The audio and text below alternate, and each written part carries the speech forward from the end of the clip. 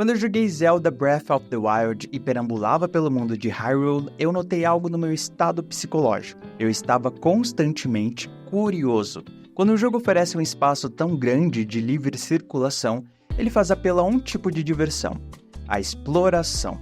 Eu confesso que também sofro daquela fadiga de mundo aberto, mas aqui em Hyrule eu me sentia motivado a chegar mais próximo, sejam de montanhas e torres, ou ruínas e bosques.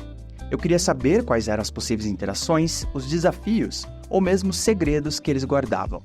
Ainda que o jogo te dê objetivos, eles não te prendem num caminho específico, pelo contrário, nós quem precisamos identificar os lugares que correspondem ao que foi solicitado, o que me fazia prestar ainda mais atenção. Entretanto, um dos grandes desafios de um jogo de mundo aberto não é só fazer com que o jogador queira explorá-lo, mas também que ele crie uma relação com esse ambiente. A proposta de abertura e liberdade é levada tão ao pé da letra por alguns jogos que o jogador se perde nesse espaço, mas não de uma maneira contemplativa, e sim onde tudo o que ele identifica e interpreta são as marcações definidas pela UI. O ambiente se torna um simples pano de fundo para o jogador executar a sua missão. O que um bom mundo aberto ou semi-aberto faz de diferente é que ele transforma espaços em lugares. Eu sou Gabriel e esse é o Praise the Game. Um dos conceitos que melhor abrange como jogos se destacam de outras mídias é o espaço. Filmes e pinturas também trabalham com esse conceito ao enquadrar uma imagem, mas o que eles fazem é criar uma ilusão de espaço. Não conseguimos habitá-lo nem enxergar além do que é representado, do que está dentro do quadro. Jogos, por outro lado, oferecem um espaço virtual que é interativo e pode ser explorado. A imagem aqui só serve para apresentar esse espaço. Muitas das discussões envolvendo o conceito de espaços nos jogos se dividiram em duas principais perspectivas. A primeira lida com o mundo em si, a geografia, a arquitetura, a iluminação, as cores, tudo que as formas provocam no jogador enquanto esse mundo é contemplado. Essa análise é chamada de ontologia do espaço. A segunda está preocupada mais com a experiência, o que você faz nele. O foco é a maneira que o jogador interage com esse ambiente ao navegar e explorar o espaço. Essa é a análise de experiência espacial. Enquanto a primeira é focada no objeto, a segunda abrange o processo que o sujeito tem com esse objeto. Os mundos ficcionais nos jogos, por natureza, são criados levando em conta a maneira que eles servem à gameplay. O jogador começa de um ponto A e precisa alcançar o ponto B, seja para derrotar um inimigo, falar com um NPC ou levar ou pegar um objeto. O cenário é só um pano de fundo. E isso se tornou uma crítica por parte da ontologia do espaço, porque o ambiente do jogo seria apenas funcional. É uma montanha que está ali como obstáculo, não como algo a ser observado e vivido. Porém, essa crítica também tem um problema. Ela ignora a experiência do jogador por achar que entraríamos no campo da subjetividade, o que deixa a análise difícil, já que eu, você, cada um de nós temos a nossa própria experiência. A questão é que essa experiência só acontece quando há uma relação entre o jogador e o espaço. Enquanto alguns jogadores vão ver essas montanhas apenas como um empecilho no trajeto até o objetivo, outros podem criar uma relação de persistência e superação. Por outro lado, é justamente pelo aspecto funcional que muitos jogos relegam o ambiente como algo apenas decorativo. Eles querem que o jogador seja tão livre nesse mundo aberto que é necessário lembrá-lo ou constantemente mostrar o que fazer ou como se relacionar com esse lugar. É aí que as marcações de UI se tornam ferramentas indispensáveis para que o jogador não se sinta perdido. Quando o jogo decide por essa abordagem, a experiência corre o risco de se tornar menos significativa, porque coloca o jogador numa posição apenas de receptividade. Você é bombardeado de ícones no mapa com coisas para se fazer, mas essas atividades não se tornam a experiência, no sentido de existir um ciclo que se abre e fecha. Pelo contrário, esse mundo aberto valoriza apenas uma sucessão infinita de tarefas, sem que o jogador processe e reflita sobre essas ações. Quando você navegou por esse espaço, você observou o trajeto? Conseguiu admirar alguma vista ou algo chamou a sua atenção? Você identificou e se familiarizou com os possíveis caminhos até o destino? Os detalhes desses locais te incentivavam a interagir ou a pensar antes de tomar uma ação? Ou você apenas busca pela sinalização da interface? Você reconhece ícones, mas você não absorve esses espaços. Entretanto, não é como se a solução fosse simplesmente remova a UI e os jogadores vão se envolver mais com esse mundo. É preciso pensar em princípios e uma estrutura que nos ajude a entender o que faz um espaço se tornar significativo para os jogadores.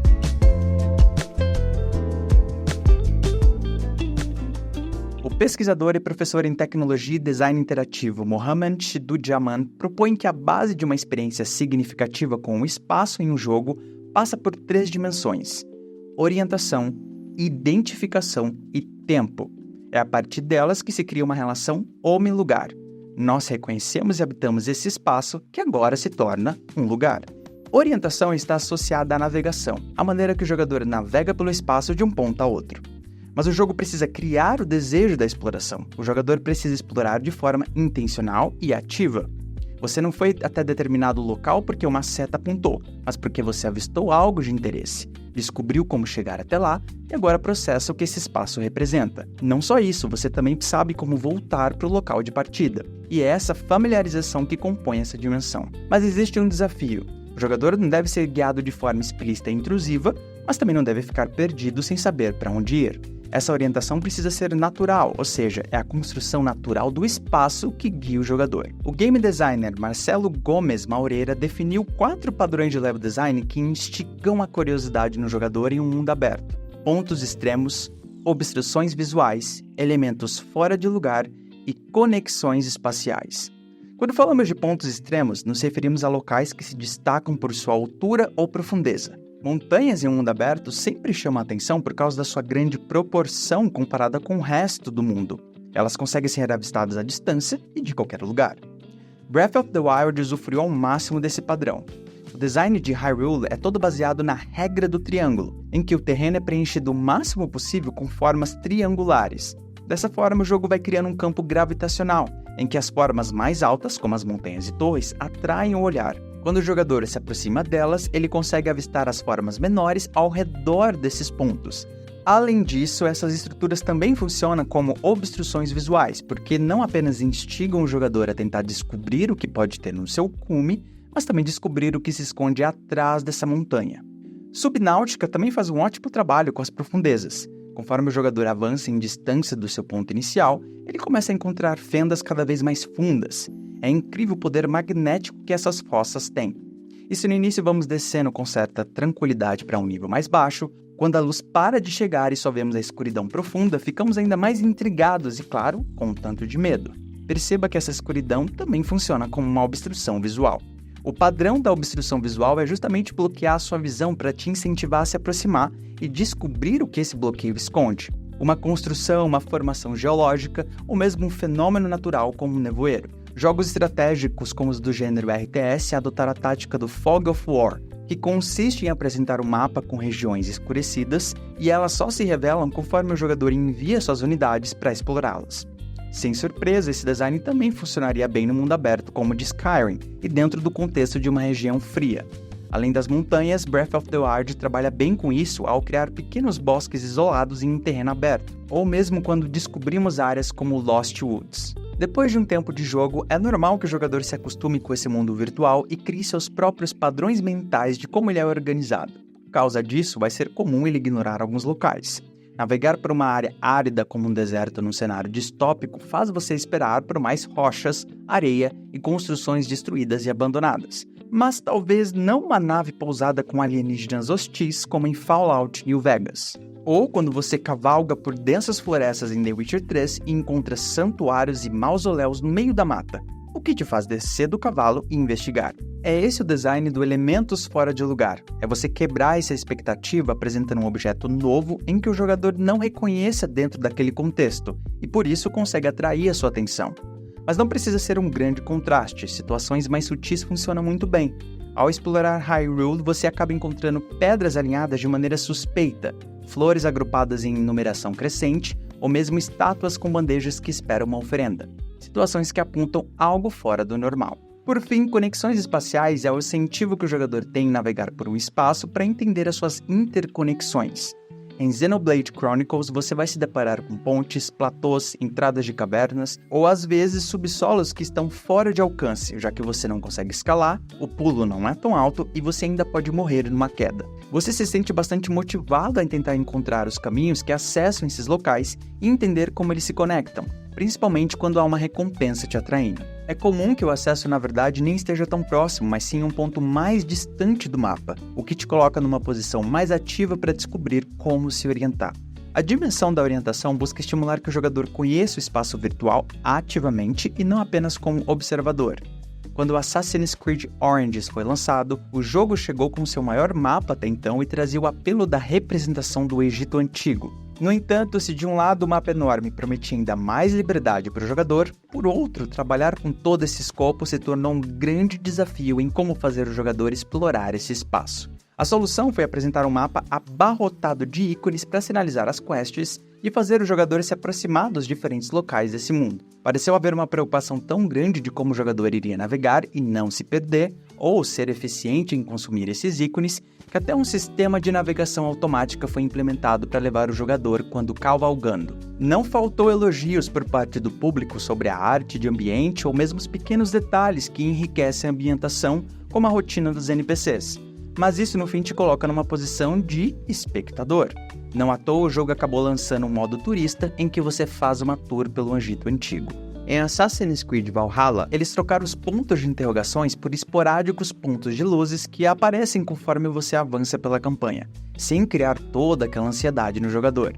Esses pontos representam algumas categorias de atividades, mas requer a aproximação do jogador para identificar exatamente do que se trata e investigar o local para cumprir o objetivo. Em Shadows, eles voltaram com as interrogações, mas eles te levam mais para alguns locais de referência sem revelar exatamente o que pode ser feito ou encontrado no lugar.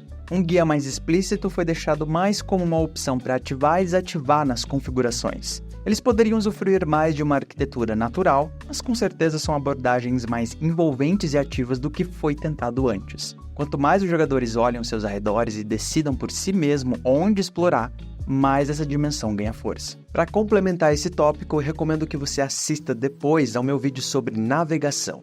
Lá eu abordo diferentes técnicas que guiam os jogadores sem se apoiar numa UI. E antes de continuar as próximas dimensões, se você estiver curtindo o vídeo, deixe o seu gostei e considere se tornar um membro do canal se puder colaborar financeiramente. É o preço de um cafezinho. Muito obrigado!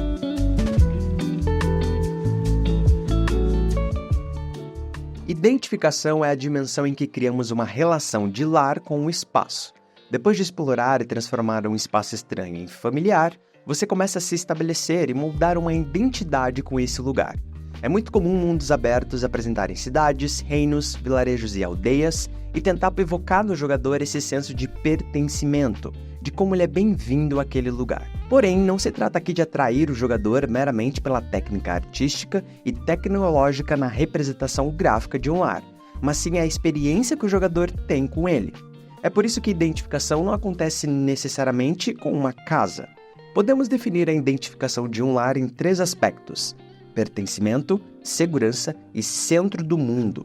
Não é só um fator espacial, mas também emocional. No mundo distópico de Death Stranding, poucos se arriscam a sair de seus refúgios e viajar pelo mundo exterior. Afinal, até mesmo a chuva é tóxica.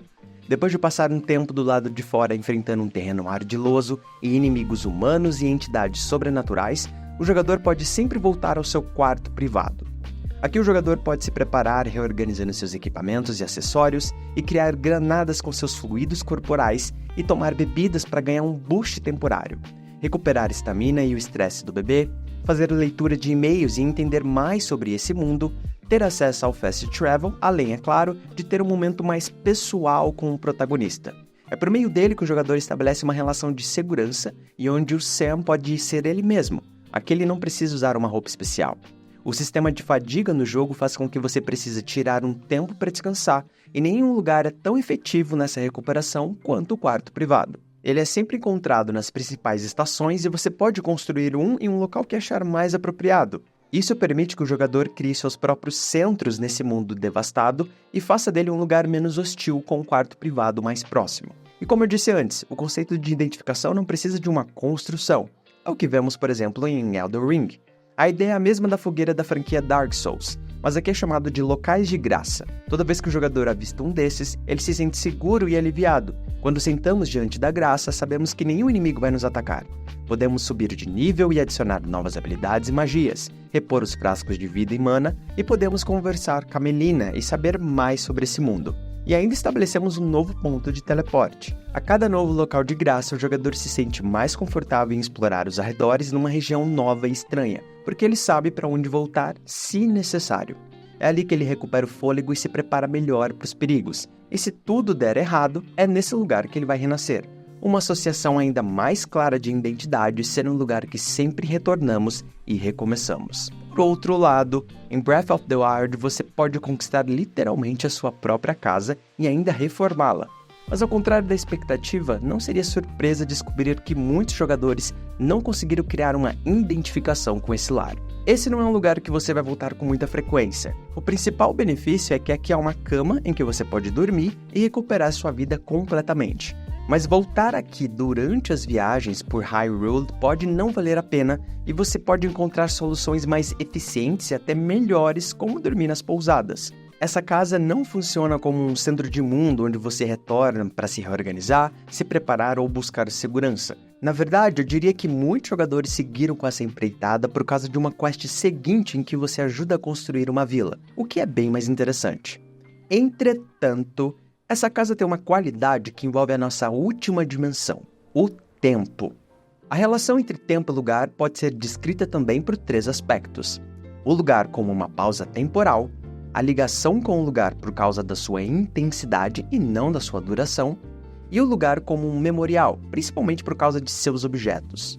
O lugar como uma pausa temporal considera que durante a nossa jornada por esse mundo, nós pousamos em diferentes locais para descansar e se distrair antes de continuar nossa missão.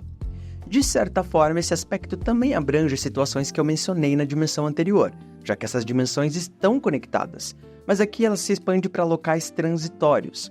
Quando você chega a uma cidade ou algo menor, como um acampamento em Red Dead Redemption 2, é o momento do jogo em que você foca em outras atividades, como mudar sua aparência, participar nas tarefas do acampamento para melhorar a sua reputação, ou mesmo interagir com NPCs e objetos para se aprofundar na história. É como um descanso, uma pausa da sua missão principal, mas de uma maneira que funciona como um intervalo, uma transição. Essa pausa não só colabora para você se familiarizar com o espaço, como também trabalhar a mudança de ritmo no level design. Inclusive, eu também já fiz um vídeo sobre esse assunto, então recomendo que você assista em seguida. A ligação com um lugar por causa da sua intensidade considera que levamos um tempo para nos acostumar com um espaço novo. Porém, a passagem de tempo em si mesma é uma experiência medíocre. Você pode criar uma forte conexão com o lugar mesmo passando um breve período nele, porque não é a duração que é importante, mas o que aconteceu nesse tempo. Em um mundo aberto, você vai ser atraído para diferentes locais, mas se o que você faz nele sempre são as mesmas atividades, sem novidades ou surpresas, sem aumento da tensão, a força de uma conexão vai ficando cada vez mais fraca.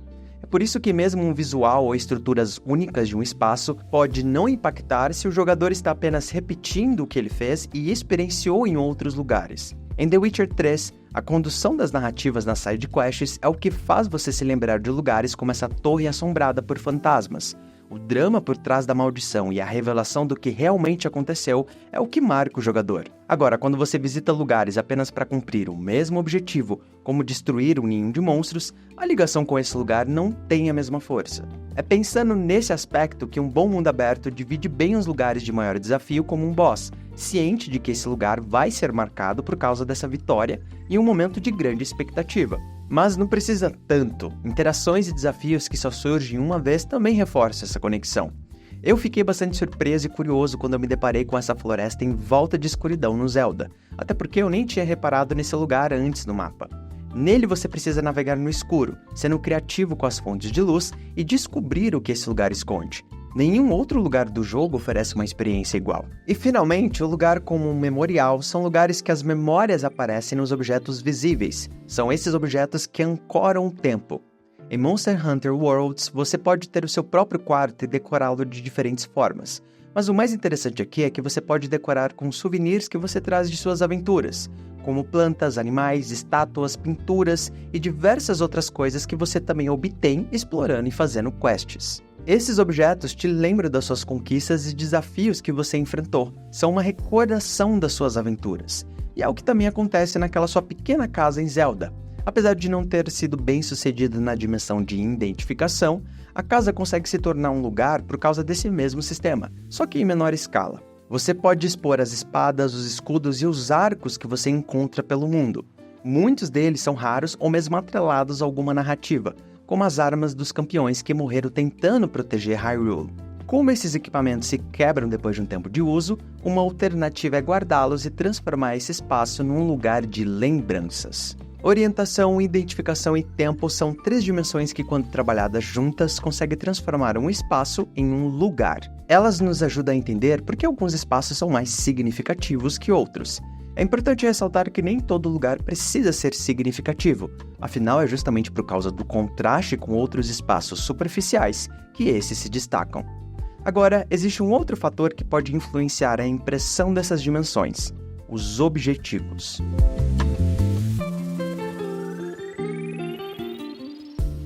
Na teoria, o mundo aberto promove liberdade para explorarmos onde quisermos. No entanto, muitos jogos com mundo aberto ainda definem objetivos lineares, onde você deve seguir exatamente para um destino que ele estabelece. Dependendo do seu perfil, você pode ser um jogador que vá seguir conforme manda o objetivo, ou simplesmente ignorá-lo e explorar outros cantos. O Marcelo Maureira fez um estudo empírico em que os jogadores exploravam o mundo aberto criado por ele e sua equipe. Um grupo desses jogadores jogaram uma versão que estabelecia um objetivo claro. Você está em busca do seu mestre, que era um NPC que ficava na outra extremidade do mapa, mas só havia algumas pistas de onde ele ficava, como placas e um caminho natural. Um outro grupo jogou uma versão sem objetivo explícito. Eles se esbarravam com o mestre espontaneamente. Quando os 2 grupos chegavam finalmente até esse mestre, o NPC pedia para eles esperarem por uns minutos. O jogador poderia simplesmente ficar ali parado esperando, ou aproveitar o tempo e explorar. O resultado mostrou que quando os jogadores tinham um objetivo claro, eles passaram menos tempo explorando e só foram se aventurar depois que o mestre pediu para eles esperarem. Nem mesmo os padrões no level design foram suficientes para atraí-los além do caminho crítico. E claro, o inverso aconteceu com um grupo que não tinha objetivo, já que eles passaram um tempo explorando antes e agora, esperando, não foram muito longe. Depois que você sai da zona inicial em Breath of the Wild, o jogo te coloca um objetivo explícito, inclusive com marcação no mapa, ir até o vilarejo de Kakariko. Você é livre para ir onde quiser, mas por causa disso, certamente muitos jogadores seguiram até esse destino. O jogo te dá mais alguns objetivos lineares para que você entenda melhor as possibilidades, até que você finalmente fica livre com 3 objetivos gerais. O principal é que você vá até o castelo e derrote o Ganon, o que é muito difícil.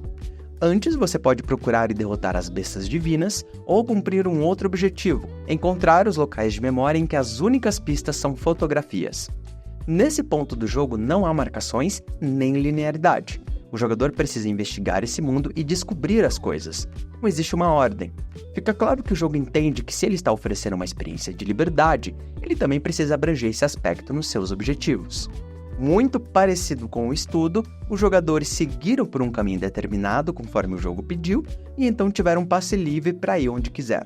Se o jogo mantivesse guiando o jogador, como alguns jogos de mundo aberto fazem, com certeza a exploração livre seria diluída. Isso não significa deixar o jogador alheio, pelo contrário, o jogo te dá um propósito e você, jogador, descobre formas de cumpri-lo.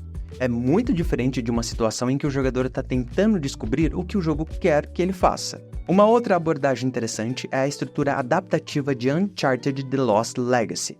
Quando você chega no segmento da floresta, o mundo se abre e você pode explorar diferentes ruínas. Você precisa conseguir uns discos que ativam dispositivos no alto de torres.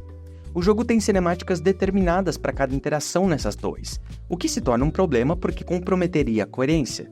Quando você ativa uma nova torre, a narrativa progride levando em conta o que aconteceu na torre anterior.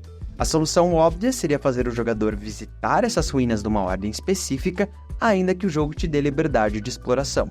Mas a solução é muito mais criativa. Você pode explorar em qualquer ordem e as cinemáticas se adaptam. O jogo oferece liberdade e se adapta a ela em vez de oferecer um espaço livre, mas que no fim você só poderia explorá-lo como o designer quer. Um jogo de mundo aberto é expansivo e tem grande apelo comercial e com o público de forma geral. Na tentativa de atender diferentes perfis é que os jogos precisam se ajustar para as diferentes necessidades e até mesmo requisitos opostos, o que só vem a prejudicar a construção dessa experiência. Existem jogadores mais e menos curiosos. É claro que também há questões de acessibilidade, mas isso não significa recorrer a atalhos. Jogar é um ato voluntário, em que você, jogador, se submete às regras de um mundo novo e está disposto a enfrentar os desafios e se entreter com esse tipo de diversão. Os desenvolvedores devem recorrer a um design que instigue a curiosidade e não criar mais ícones para o jogador consumir.